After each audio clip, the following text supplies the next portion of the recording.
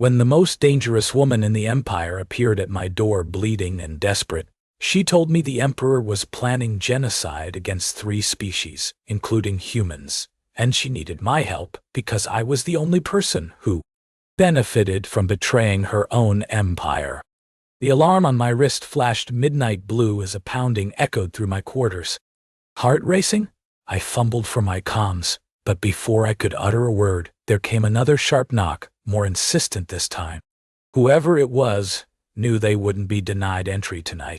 I slid out of bed and hurried to the door, pulling on my uniform as I went. The hallway outside was dark except for dim emergency lighting that cast long shadows around me. My hand trembled slightly as I unlocked the latch, what could be urgent enough at this hour, and swung open the door with a rough shove. A figure in silver armor stumbled inside before the door had even fully opened, pushing past me to collapse against the wall on her side. Blood smeared across her arm and one knee as she clutched it close, panting heavily from exhaustion or fear, or both. My eyes widened when I recognized those unmistakable dark violet eyes staring back at me in alarm. High Commander Vel'Kari. I choked out, unable to believe the words leaving my mouth. Seraphine was the second most powerful person in this galaxy. How could she possibly be here? She nodded sharply, and then pointed a bloodied finger towards me with urgency etched into her face. "Close it," she commanded without taking any breath. I stared dumbly for a moment before snapping out of my shock, slamming the door shut behind us as quietly as possible. She slumped against the wall completely now, drawing in ragged breaths through gritted teeth while trying to push herself up with one hand braced on the floor beside her. I rushed over and caught hold of both shoulders to help ease her upright. "What? Whoa!" I demanded when she looked up at me again, those eyes still wide but no less resolute. Her gaze darted around my room before settling back onto mine. "I need your help," she said hoarsely, almost as if it pained her more than the wounds visible on her skin to say such a thing out loud. "The Emperor is planning genocide against 3 species. Humans are one of them." My mind whirled at that bombshell. She had come here not just for asylum or aid in escaping, but because she needed me to fight back alongside her?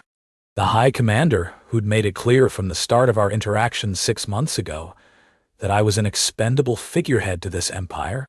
"I found evidence," Seraphine continued before giving herself time to second guess. "I tried through official channels to stop him, but he's already moving his fleets. He knows about me now, and they'll be hunting me next. You came to me because—" The sentence hung unfinished on my tongue. "Every reason to keep me alive." I stared at her for another long moment, heart pounding with a mix of shock and disbelief before reality crashed over top it all. She was trusting me with information that could destroy not just an empire, but countless lives like my own back home among the stars. "Because you're human," she cut in grimly, meeting my eyes squarely despite the pain visible there. "You have every reason to help me stop this." "What secret?" I asked quietly, though it felt like the word had been ripped from deep within by some unseen force, demanding to know what would be so damning as to risk everything on a human officer who should consider her an enemy. "The Emperor's preparing for extermination against 3 species. Humans first and foremost, but also Sylvani and Korath afterwards.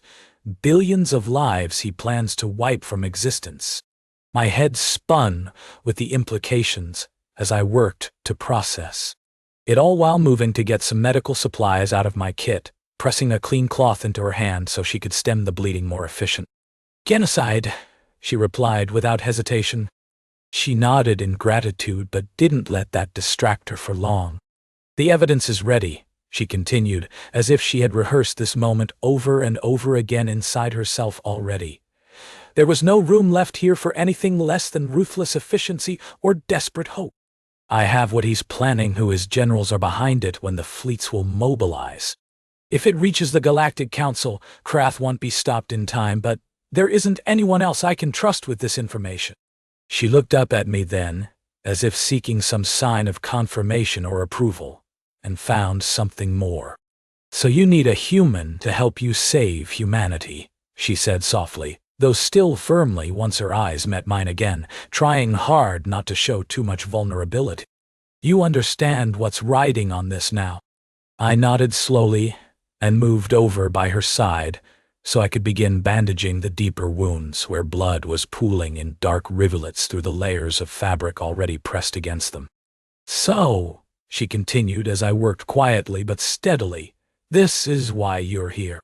She didn't say it accusingly, only with a clear sense that this moment had been long overdue for both of us to finally understand each other, despite all their differences and prejudices from before tonight.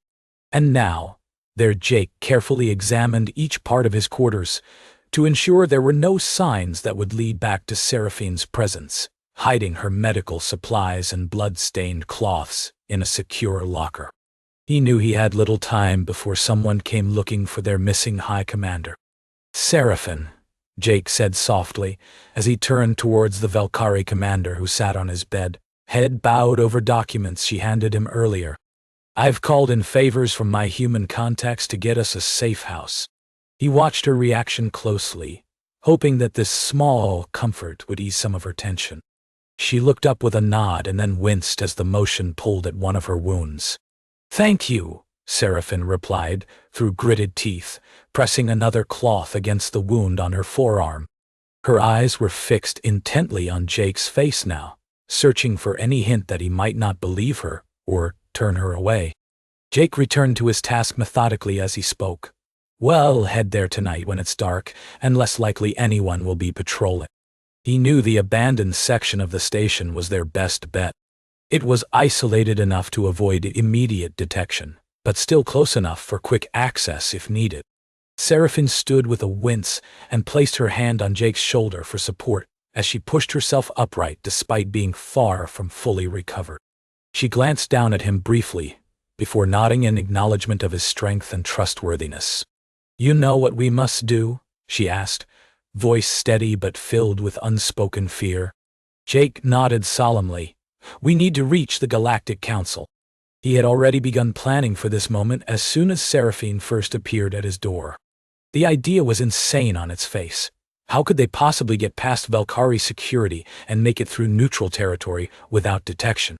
But there were no other options if the genocide plans were to be stopped. "But we need a way off this station first." Seraphine's violet gaze sharpened with resolve.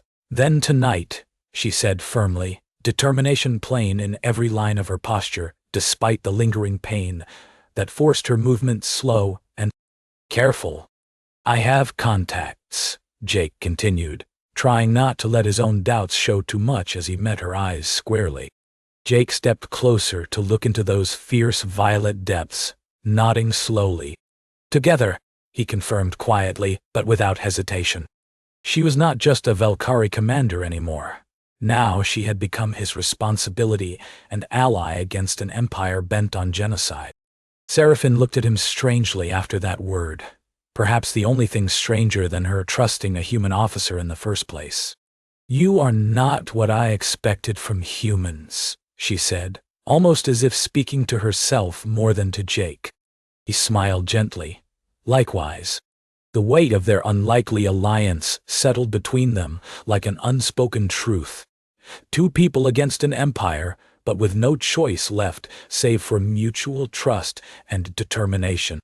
As the night began to fall over the station, they prepared themselves. Seraphine finished dressing her wounds under his watchful eye, while Jake made final arrangements via secure channels. There was a sense of urgency building that neither wanted to admit aloud how heavy their hearts were with fear, but also hope that this might work, this plan and this partnership. When all preparations had been made, they moved out from Jake's quarters in silence, slipping through the shadows towards the hidden safe house where Seraphine's evidence would be stored. Alongside it, there was a small transmitter she planned to use once ready to send communications directly to neutral ground beyond Vel'Kari control. As they approached their temporary refuge, Jake paused and turned back briefly to look at Seraphine standing beside him in the dim light. She met his gaze unflinchingly. No longer just a commander from another world, but someone whose fate was now entwined with humanity's survival against an impending genocide. "Ready?" he asked softly, though it wasn't truly up for discussion. Seraphine straightened her spine and nodded firmly, determination hardening in those violet eyes once more. "Let's do this," she said quietly, yet resolutely, as they pushed forward together into the darkness outside, embarking on a journey fraught with danger, but propelled by an unyielding commitment to justice against all odds. With every step taken towards their destination, and each moment spent preparing themselves for what lay ahead, Jake felt both the gravity of Seraphine's actions and her unwavering trust in him grow stronger. She had risked everything, her life, position, reputation, to fight an evil she knew intimately from within its ranks. And now it was his turn to be part of something far greater than just another mission or duty. Together, they would face the challenge, head-on, armed with nothing but truth and resolve, and hope that sometimes that could indeed be enough against even the most formidable enemy. As they approached their destination, a series of alarms suddenly blared from speakers across the station. Seraphine's eyes narrowed, and she grabbed Jake's arm tightly with her uninjured hand, pulling him behind a nearby bulkhead, just as two squads of Vel'Kari soldiers rounded the corner ahead. "Krath," whispered Seraphine through clenched teeth, looking over their cover to spot the hunters closing in from various directions. Her expression shifted from surprise to grim determination almost instant. "We're too late," she hissed back at Jake, before pulling him deeper into the shadows of a nearby alcove where they could see but remain unseen. Jake's heart raced as he nodded silently, understanding her unspoken acknowledgement that their plans had been compromised by someone inside, or worse yet, by Seraphine's own people.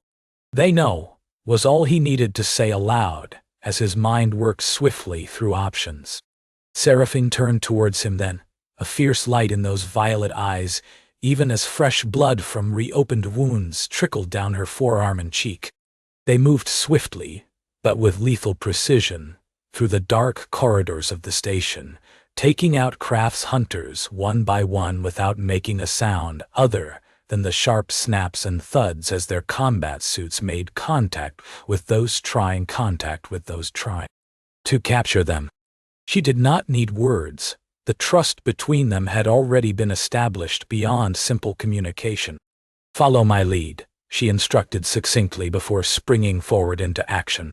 Jake provided cover fire while Seraphine darted ahead towards the safe house, her movements fluid and deadly despite the injuries that should have kept her immobile. Their natural rhythm was almost immediate. Years of training did not come close to what had been built between these two in mere hours. Trust forged on a foundation of mutual survival turned into instinctive cooperation as they fought through wave after relentless wave of enemy soldiers who seemed determined to stop them at all costs. The safe house door opened silently under Jake's code entry, and Seraphine slipped inside first with her weapon still at the ready while he secured their perimeter outside.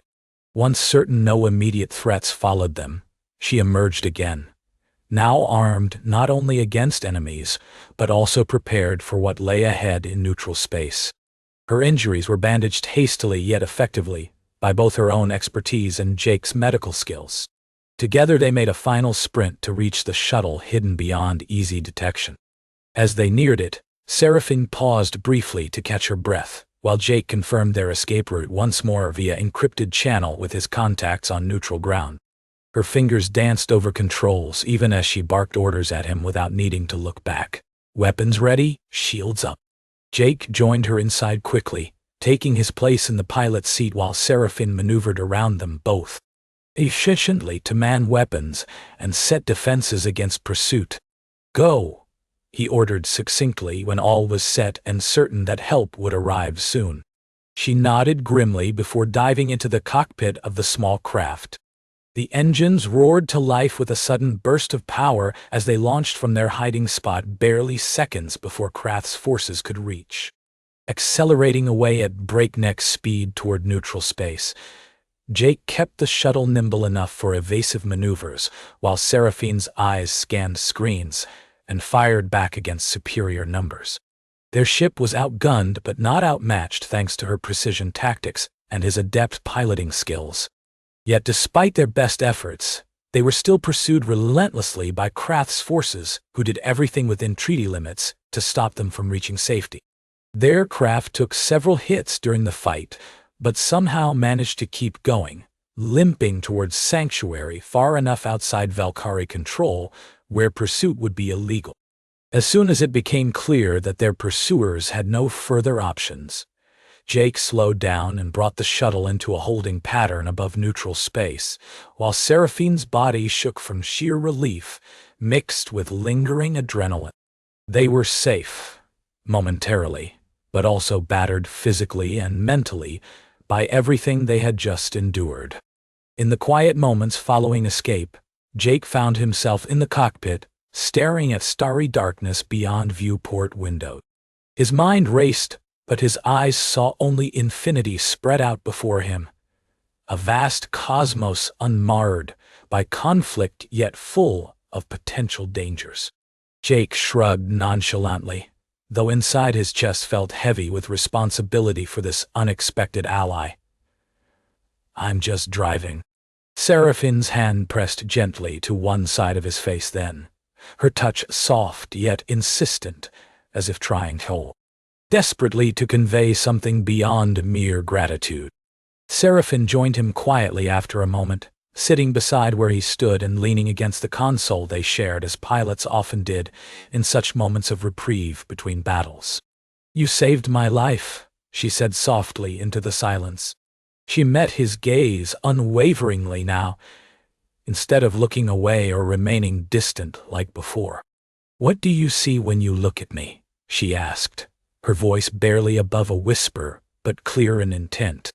Jake turned slightly toward her then, catching sight Krath's regime was exposed in all its brutality, a meticulously planned extermination of 3 species, including humans.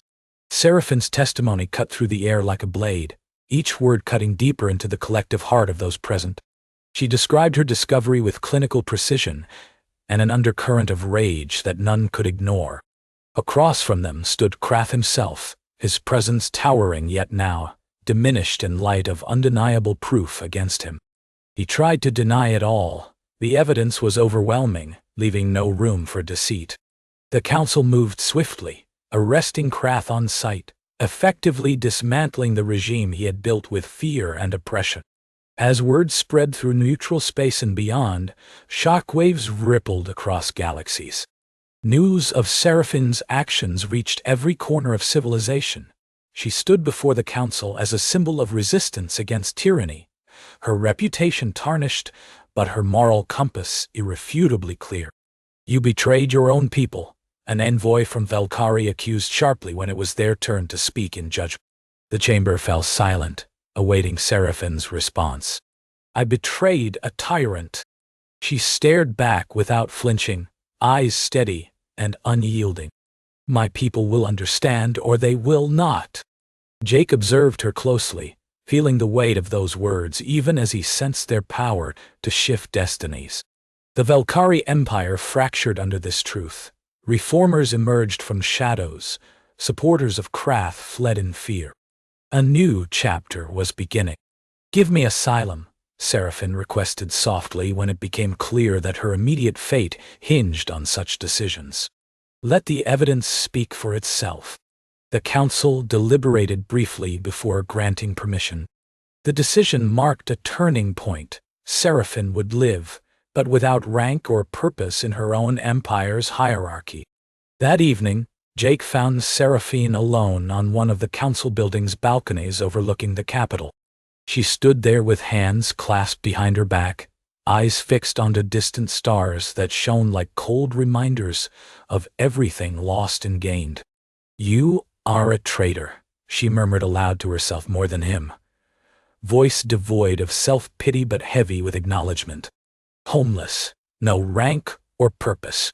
Jake joined her silently at the railing. You saved billions of lives.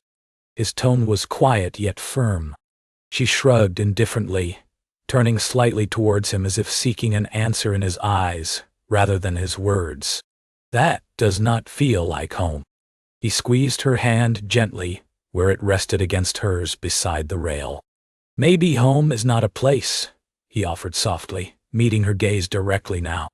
Seraphine's violet eyes searched his gray ones for any hint of deception or pity, but found only sincerity and understanding.